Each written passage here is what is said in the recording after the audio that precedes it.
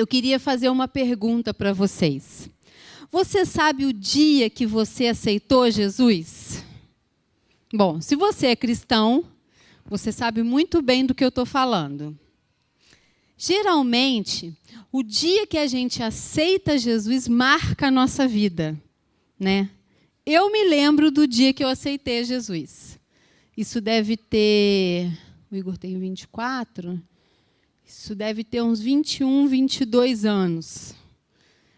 Eu não lembro a data exata. Eu me lembro o tempo e eu me lembro o dia, como que foi. E, por sinal, foi um dia muito atribulado. Nosso Deus, teve até briga, sabia? Nossa, eu me lembro. Agora veio na minha memória, teve até briga o dia que eu aceitei Jesus. Porque eu me lembro que uma pessoa me levou lá na frente e a outra que tinha que me levar. E aí chegou no final do culto, elas começaram a discutir quem que tinha que ter me levado lá na frente. Pois é, quem que me levou? Nossa, Deus, agora que eu lembrei disso. Mas estou dizendo assim, não ficou marcado por causa disso, tá, gente? Mas veio isso na minha lembrança agora. Mas você se lembra do dia que você aceitou Jesus? Fica marcado porque é o dia que você se lembra do dia que você foi lá na frente, que alguém veio até você, que o pastor faz uma oração, e aí alguém vai lá do seu ladinho, chega lá do seu ladinho e fala assim, você quer aceitar Jesus? Depois de uma oração, né, que o pastor faz, você repete aquela oração e alguém vem, que geralmente fala o nome da consolidação, né, vai lá na frente, ou é o seu amigo que te pergunta, põe a mão assim no seu ombro e fala assim, vamos lá na frente, hoje é o seu dia, hoje é o grande dia. E aí te leva lá na frente, aí canta aquela música, né? Chegou a minha vez, sei que hoje é o meu dia, Jesus está aqui. Viu? E aí você vai, aceita Jesus, e é feita aquela festa, né? Quando um pecador se arrepende, a festa no céu. E aí você aceita Jesus. Se isso aconteceu com você, você se lembra? Porque geralmente isso marca, né? Isso fica marcado. E aí, eu queria que você fizesse uma comparação agora de que não é exatamente isso que eu quero dizer para você, sobre o dia em que você aceita Jesus. Por exemplo, eu estava conversando com a Rei e ela me fez uma lembrança de uma troca. Eu sempre quis ser mãe. Eu me lembro que desde quando eu era pequenininha, eu sempre quis ser mãe. Se tem alguma jovem aqui que ainda não, tirando o que não tem filho, tirando a Bia e a Marcele, né, que já são casadas, a Vanessa, né, que já são casadas e precisam ser mães. Que pressão é essa? Sem pressão nenhuma, tá, meninas? Mas assim... tem a Emily também. Mas, estou brincando. Mas eu sempre quis ser mãe, desde novinha, desde nova. E teve um dia, de repente, eu decidi que eu ia ser mãe. Com 16 anos. Simples assim. Vou ser mãe. E aí, fui mãe. Entendeu? Não foi para segurar o Washington. Não foi para segurar o Washington. Gente, pior que não foi.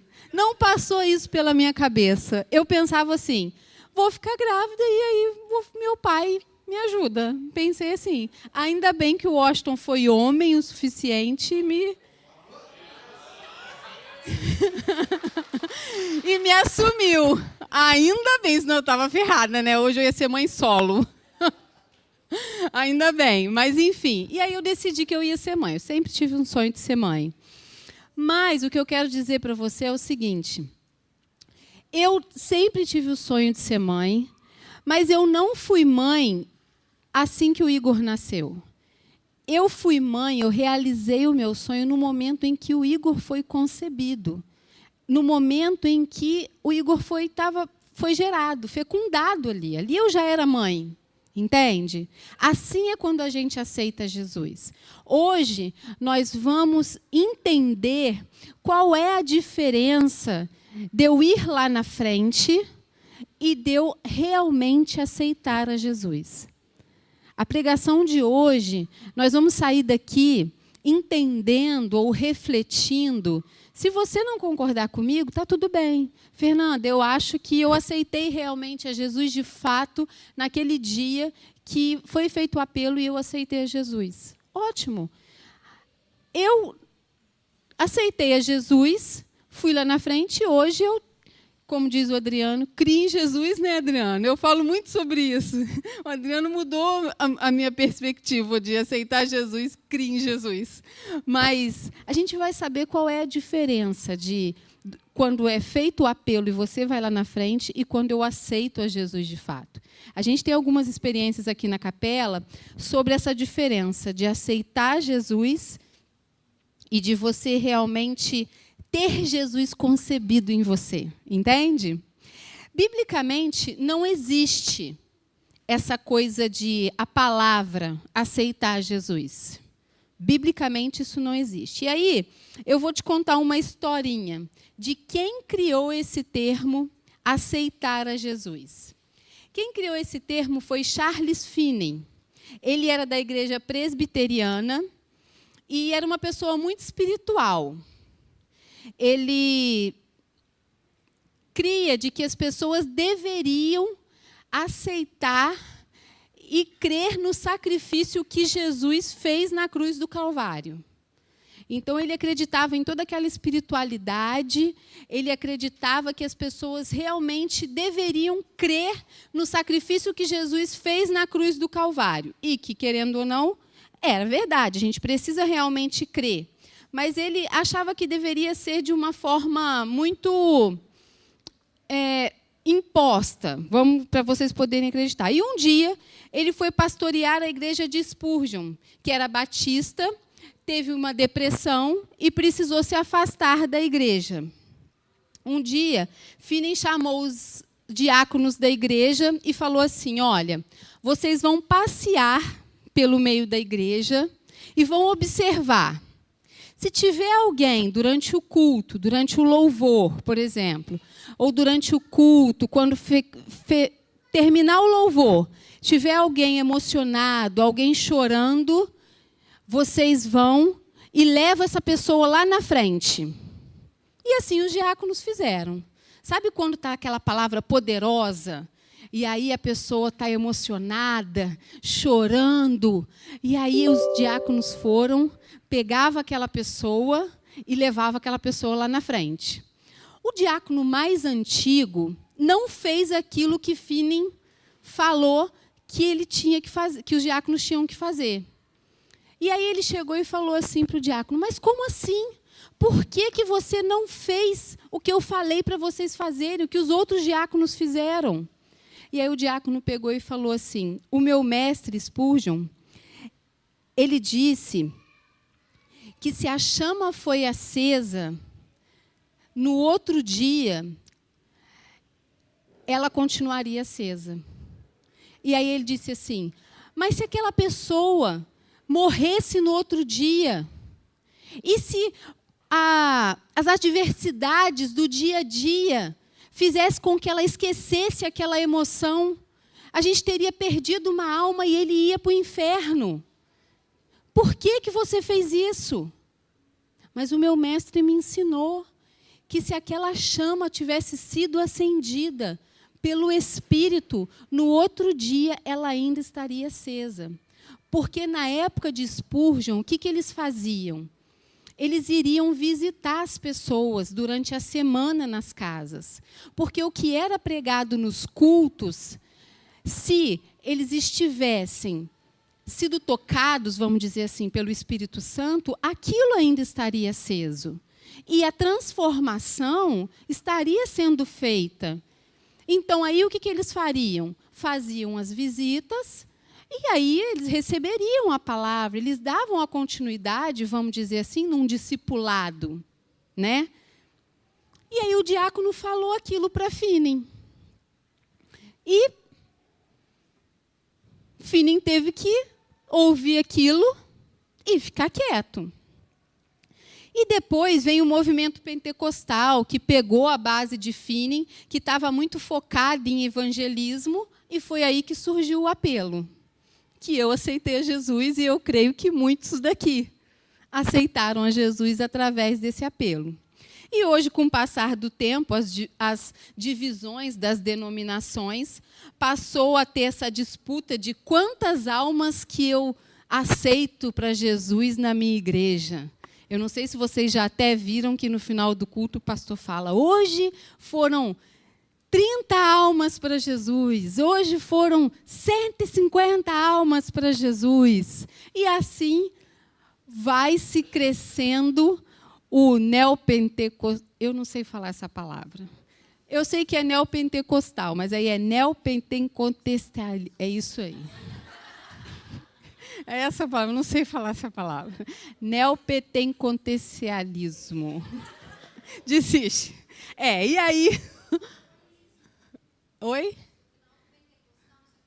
É o neopentecostalismo. E aí surge isso daí. E com o tempo foi surgindo essas coisas. Mas a gente consegue perceber que há uma grande diferença. Aceitar a Jesus, vir aqui na frente, estabelecer uma data, não é uma regra para eu aceitar a Jesus.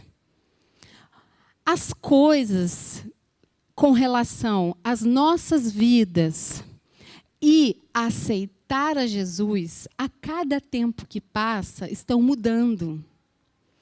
Nós que temos o propósito de apontar Cristo para as pessoas, temos a oportunidade de saber que não precisamos dessas regras para quê? Para poder mostrar que Cristo salva, que Cristo transforma, que Cristo cuida, que Deus é um Deus que pode sim transformar a vida das pessoas sem grandes complexidades, sem a gente precisar trazer para as pessoas esses rituais que necessitam de tantas coisas, como a pessoa ir lá na frente, aceitar Jesus, como a pessoa precisar fazer tantas coisas para se batizar. Consegue me entender? A gente precisa entender que a simplicidade do Evangelho, ela é muito além do que formalidades e se torna muito mais fácil para a gente poder cumprir o nosso propósito. E aí eu queria que você abrisse a sua Bíblia em Romanos, no capítulo 10.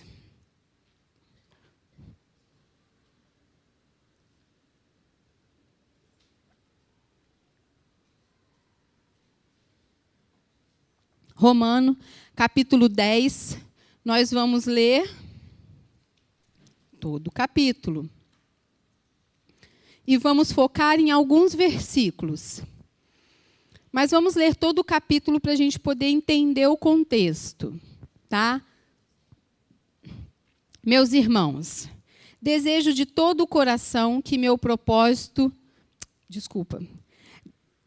que o meu próprio povo seja salvo. E peço a Deus em favor deles, porque eu sou testemunha de que eles são muito dedicados a Deus.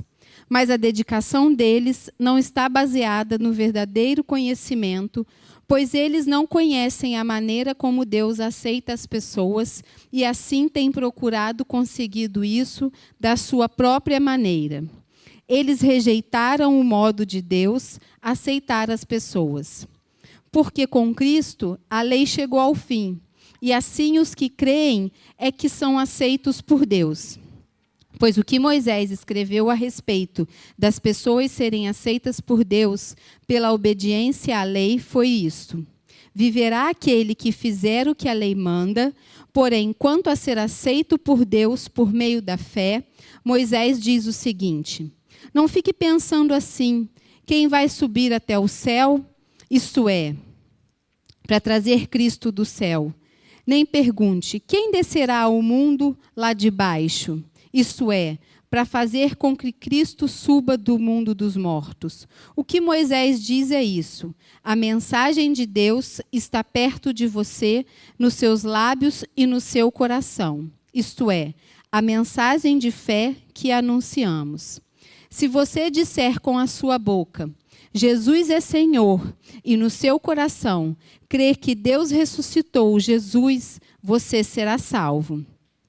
Porque nós cremos com o coração e somos aceitos por Deus. Falamos com a boca e assim somos salvos. Isso vale para todos, pois não existe nenhuma diferença entre judeus e não judeus. Deus é o mesmo Senhor de todos e abençoa generosamente todos que pedem a sua ajuda. Porque as Escrituras Sagradas dizem: quem crer nele não ficará desiludido. Como dizem as Escrituras Sagradas: todos os que pedirem a ajuda do Senhor serão salvos. Mas como é que as pessoas irão pedir se não creem nele? E como poderão crer se não ouvirem a mensagem? E como poderão ouvir se a mensagem não for anunciada? E como é que a mensagem será anunciada se não forem enviados mensageiros? As Escrituras Sagradas dizem: como é bonito ver os mensageiros trazendo boas notícias. Mas nem todos aceitam a boa notícia do Evangelho. Foi Isaías quem disse: Senhor, quem creu na nossa mensagem? Portanto, a fé quem por ouvir a mensagem, e a mensagem veio por meio da pregação a respeito de Cristo. Mas eu pergunto, será que eles não ouviram a mensagem? É claro que ouviram. Como dizem as Escrituras, a voz deles se espalhou pelo mundo inteiro. As palavras alcançaram toda a terra. Eu pergunto ainda, será que Israel não soube disso? Moisés foi o primeiro a dar uma resposta. Ele disse: eu farei com que vocês fiquem com ciúmes de um povo que não é uma nação. Farei com que fique com raiva de uma nação de gente sem juízo. E Isaías foi mais corajoso ao anunciar o que Deus disse. Eu fui achado por aqueles que não me procuravam e apareci aos que não perguntavam por mim. Mas a respeito de Israel, Deus disse: o dia inteiro eu abri os braços, pronto para receber um povo desobediente e rebelde. Eu queria que vocês focassem nos versículos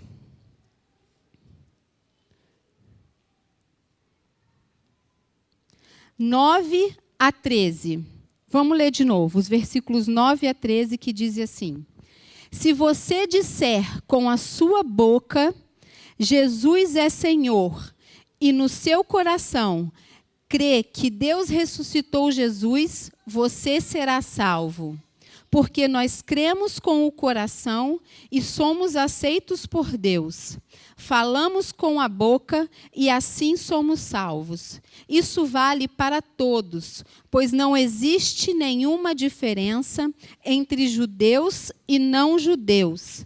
Deus é o mesmo Senhor de todos e abençoa generosamente todos os que pedem a sua ajuda, porque as Escrituras Sagradas dizem: quem crê nele não ficará desiludido. Como dizem as Escrituras Sagradas, todos que pedirem a ajuda do Senhor serão salvos. Eu creio que você já ouviu muito falar sobre esses versículos quando diz respeito a aceitar Jesus, a salvação. Usarem que você deve confessar com a sua boca que Jesus é o Senhor e Salvador da sua vida.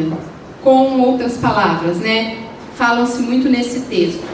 Esse texto é muito usado para fazer o apelo hoje.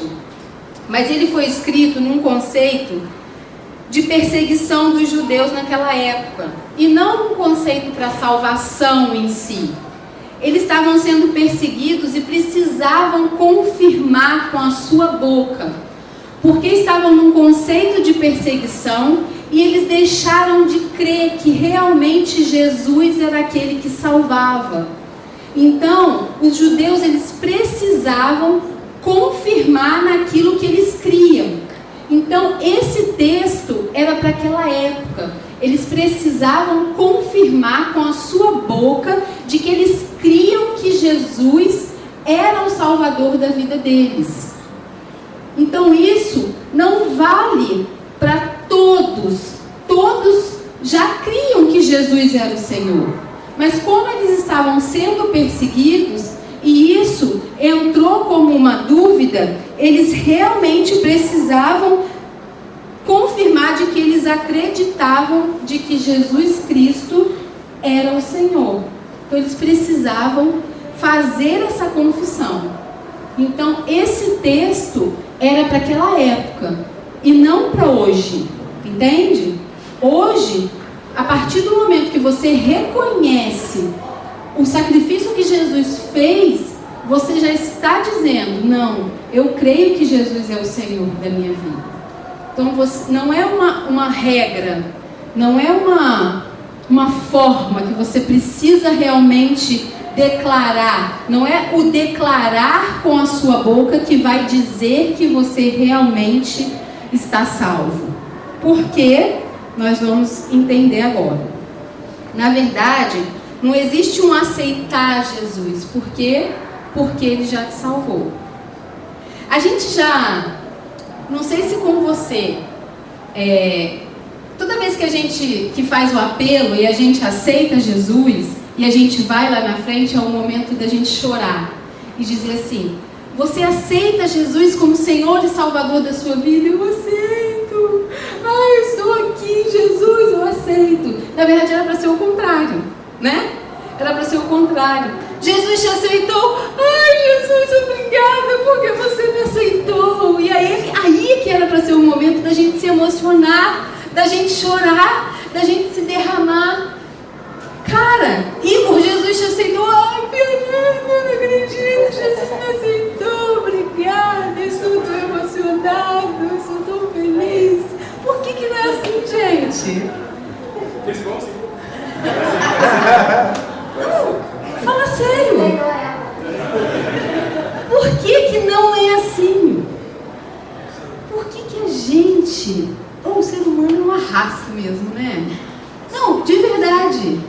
A gente chora porque está aceitando Jesus e a gente não chora porque, na verdade, Ele nos aceitou.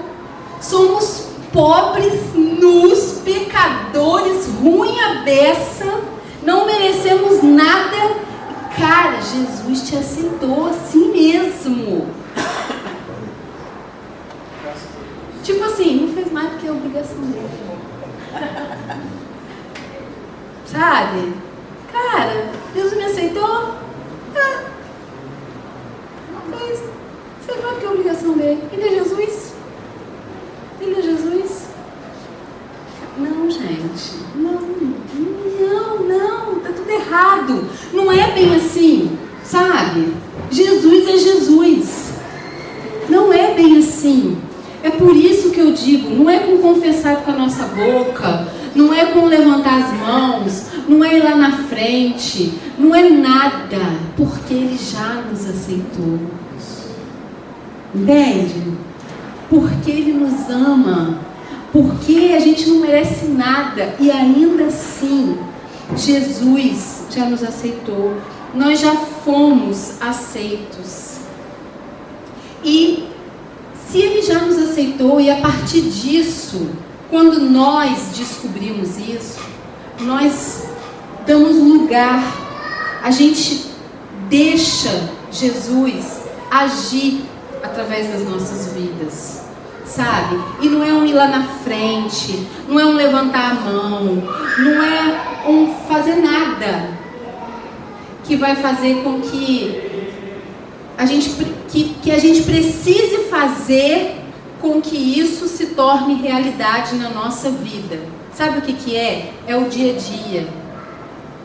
Sabe? É o dia após dia. São as experiências que nós temos com Ele. É o relacionamento que a gente tem com o Espírito Santo.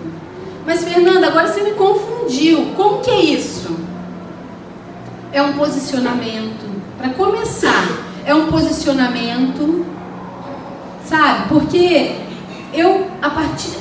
chegou um tempo na minha vida que eu comecei a achar tão absurdo. Você não precisa concordar comigo, eu acho que isso é uma boa discussão para os Conexões, essa questão de apelo, de vir aqui na frente, de aceitar Jesus, de levantar a mão. Eu comecei a achar tão absurdo, porque o fato de você levantar a mão e aceitar Jesus não muda em nada a sua vida. Não muda em nada. Porque você vai vir aqui na frente, vai aceitar Jesus, vai dizer assim, agora eu sou nova criatura, eu nasci de novo, eu aceitei Jesus, e você vai sair daquela porta e vai voltar para a sua vida. O que mudou? Não mudou nada. Então, é o dia a dia, é o seu relacionamento com Cristo, é o seu relacionamento com o Espírito Santo e é o seu posicionamento mediante aquilo que você faz. Então, é o que você vai fazer com aquilo que você quer deixar Jesus agir. Você descobriu que Jesus já te aceitou. E aí, o seu posicionamento. O que vai acontecer comigo agora? Fernanda, como que é isso? Não sei como que é. É pessoal, é de cada um. Como que foi com você, Washington? Como que foi com você, Rafa? Como que foi com você, Vanessa? Não sei. Esses dias eu estava tendo uma conversa, e aí uma pessoa perguntou para mim assim, Fernanda, eu fui preencher um formulário na igreja e estava escrito assim, qual a data que você aceitou Jesus? É isso que me chamou a atenção. Sabe? Para poder conversar isso aqui com você. Qual a data que você aceitou Jesus? Aí eu buguei. Eu falei assim, as crianças estão animadas, né? Qual a data que você aceitou Jesus? Eu falei, gente, que data que é essa que você aceita Jesus? Não sei, porque não existe data, né, que a gente aceita Jesus. Pode ser a data do apelo. Podia mudar a pergunta, né? Qual foi a data do seu apelo? E aí, depois disso, a gente começou a conversar e ela começou a falar para mim o que Jesus estava fazendo na vida dela. O tanto de transformação, o tanto de coisas que Jesus estava transformando a vida dela. Sabe? Como ela estava sentindo Jesus transformar a vida dela. Tudo o que estava acontecendo. Aí eu falei assim, isso é aceitar Jesus. Isso é você sentir aquilo que Jesus está fazendo por você. Porque, na verdade, é Jesus que nos aceita. E aí você está sentindo a transformação que Jesus está fazendo dentro de você. Então, não existe uma data específica. O que existe é você sentir Jesus. Então, quando você faz uma pergunta para mim, Fernanda, mas como é isso? E aí eu respondo para você, eu não sei. Eu só sei que é. Você começa a sentir, sabe? Você começa a perceber.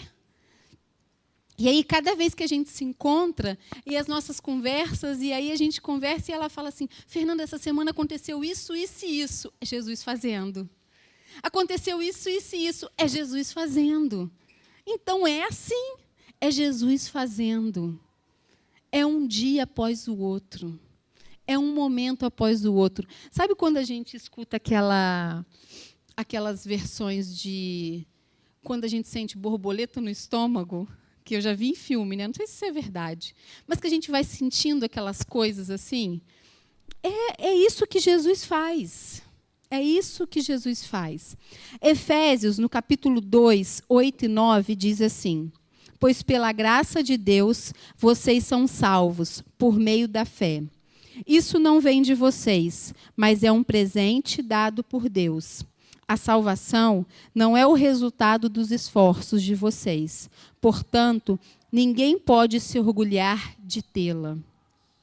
Não tem como não falar de aceitar a Jesus sem falar de salvação. Mas você consegue perceber que a salvação não é o resultado de nenhum esforço que você faz?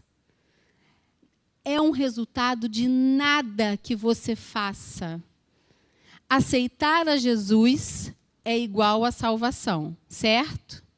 Então, não tem nada que você faça que te faça levar à salvação, porque Jesus já te salvou. É de graça. Então, não é levantar a mão, não é confessar com a sua boca, não é ir lá na frente, não é ser bonzinho, não é fazer caridade, não é nada. É reconhecer que, não, Jesus já me aceitou. E agora? E a partir de agora? O que acontece? Eu me posiciono. Eu tenho a consciência de que Jesus me aceitou. O que eu vou fazer a partir de agora? O que eu preciso fazer a partir de agora? Para perder a salvação? Nada. Mas existem algumas coisas que eu posso fazer. Você tem dúvida da sua salvação? Fala para mim. Alguém aqui tem dúvida da sua salvação? Opa, bugou? Alguém aí bugou? Se ninguém tem dúvida, que bom. Muito bom, se você não tem dúvida da sua salvação. E eu quero te dizer, se você tem, não tem problema de você ter dúvida da sua salvação. Porque ter dúvida da sua salvação não te faz perder a salvação, sabia? Ter dúvida da sua salvação não te faz perder a salvação. Mas você precisa saber da capacidade de Jesus. Eu quero te levar a saber da capacidade de Jesus. Ela é inquestionável. A capacidade de Jesus, ela é inquestionável. Ela fez... Jesus, ele pode tudo. Eu sei que essa palavra é meio clichê, mas não duvide da capacidade de Jesus. Independente de quem você é ou de como você pensa, ele te deu a salvação de graça. E se você se sente pertencente do corpo, você consegue reconhecer e sentir o preço que Jesus pagou na cruz por você. Por nós. Você consegue sentir o preço que Jesus pagou na cruz por nós? Você consegue sentir isso? 2 Coríntios 5,17 diz assim: quem está unido com Cristo é uma nova pessoa. Acabou-se o que era velho e já chegou o que é novo. Eu vou fazer de novo a pergunta. Você consegue sentir o preço que Jesus pagou? Consegue reconhecer o preço que Jesus pagou por nós? Você é essa pessoa que deixou o velho? Ou você está sendo essa pessoa que deixou o velho e está se tornando uma nova criatura? Sabe por que eu estou te fazendo essa pergunta? E, às vezes, ela se torna até um pouquinho chato de ficar martelando. Porque essa transformação, que quando a gente entende que Jesus já nos aceitou, ela precisa começar a ser latente na nossa vida. Um cristão, quando ela não começa a ser latente na nossa vida, quando essa transformação de que Jesus já nos aceitou começa a se mostrar, começa a ser resplandecente, começa a ser amostradinha na nossa vida, como dizem por aí, fica meio esquisito. Fica esquisito, gente. Um cristão que não demonstra que Jesus te aceitou é meio estranho. Pensa nisso. E Jesus é o caminho para a salvação, mas sem pressão, sem data marcada. Se você tem essa neura, sabe? Ai, eu preciso aceitar Jesus. Quando a minha nora veio namorar meu filho, ela era católica. E eu tinha isso, sabe? Tenho até vergonha disso. Nossa, eu tinha isso. Eu falava, Igor, a Leandra não é crente, meu filho. Nossa. E eu ficava, ela tem que ir para o encontro. Ela tem que ir lá na frente. Eu fazia isso, olha. Ela tem que ir lá na frente. E o Igor falava, mãe, se você impressionar, a Leandra vai... E eu tinha um medo dela ficar com raiva de mim, danado. E até que um dia eu parei. Parei com isso. E deixei fluir, sabe? Entreguei nas mãos do Senhor. Entreguei. E hoje a minha nora é uma bênção, gente. Foi sem eu perceber. Hoje o Bobela é mais crente que o Igor. Se é que pode ter isso. Vocês entenderam, né? Mas é. Então, a obra que o Espírito Santo faz com cada um é diferente, gente. É diferente. Então, é sem pressão, sem data marcada. É algo entre você e o Espírito Santo de Deus. Consegue me entender? Mas nós estamos aqui para te ajudar, se você precisar de ajuda. Eu posso te ajudar? Posso, com todo o prazer. E essa é a nossa intenção. Esse é o nosso propósito. Nós estamos aqui para apontar Jesus para as pessoas. É por isso que nós estamos aqui. O resto é o Espírito Santo de Deus que faz. Consegue entender por que nós somos diferentes? Consegue entender por que nós não temos apelo? Consegue entender por que nós não somos aqueles que não pressiona ninguém? Porque nós confiamos 100% no Espírito Santo de Deus. Nós entendemos que nós somos usados por Ele, sim, mas quem faz é Ele. Quem faz é o Espírito Santo de Deus. Jesus é o caminho para a salvação do seu casamento, para a salvação da sua saúde, para a salvação das suas dúvidas. Jesus é o caminho para a salvação da sua vida. Jesus é o caminho até quando Ele não salva aquilo que você está esperando. Porque Jesus te basta. Mas ouça quando Ele está batendo. Olha, às vezes a gente tampa os nossos ouvidos. Jesus faz uma arruaça, porque esse barulho, ele nunca cessa. Nunca cessa.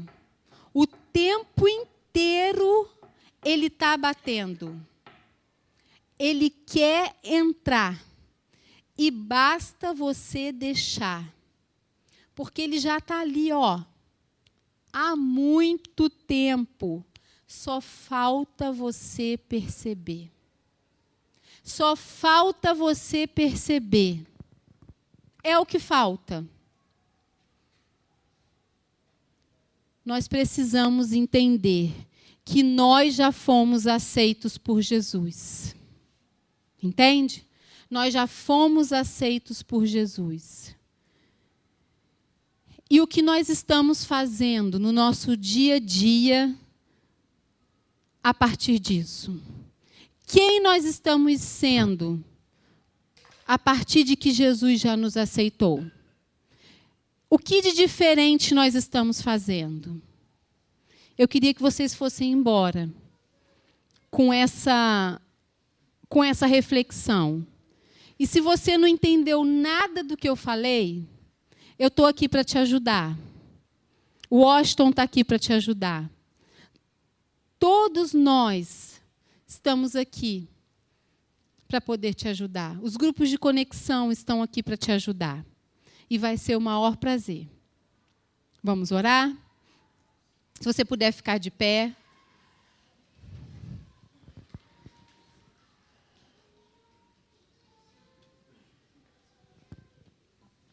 Senhor, eu quero te agradecer nessa manhã Primeiramente, Pai, eu quero te louvar pela vida da Morena, que amanhã está completando 1 ano de vida.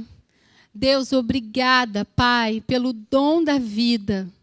Obrigada, Pai, pela vida da Morena, Senhor. Que há 1 ano atrás estávamos naquela Unimed, Senhor, com tantas dúvidas, estávamos naquela Unimed, clamando a Ti para que ela sobrevivesse, Deus, e o Senhor nos deu essa vitória, o Senhor concedeu esse milagre, Pai.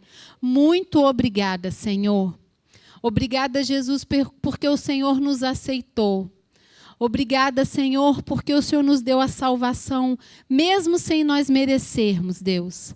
Obrigada pelo alto preço que o Senhor pagou na cruz do Calvário por nós. Obrigada porque o Senhor nos amou primeiro, Jesus. E que esse amor, Pai, possa estar dentro de cada um de nós, para que nós possamos, Jesus, multiplicar ele, para que nós possamos amar uns aos outros, assim como nós amamos a nós mesmos, Pai. Muito obrigada, Senhor, que nós possamos ir para casa em segurança. Abençoe aqueles que não puderam vir nessa manhã. Abençoe essa família, Jesus. Nós te amamos, Senhor. Muito obrigada. Em nome de Jesus. Amém e amém. Que Deus te abençoe. Te dê uma semana abençoada e até os grupos de conexão e até o domingo que vem.